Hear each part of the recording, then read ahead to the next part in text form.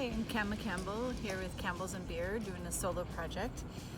We saw an advertisement for Red Hill that they had this special Alesmith for Hope that we wanted to run over and pick up. So we picked up this beer because this is a hazy IPA and it's a collaboration with a newly created nonprofit Anvil of Hope founded by Alesmith's owners.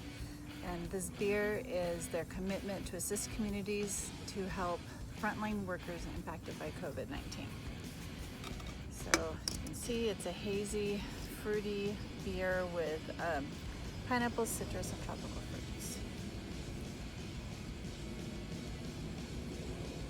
And it's very citrusy, hoppy, and delicious. Thanks for watching. Don't forget to hit the like button and ring the bell to subscribe.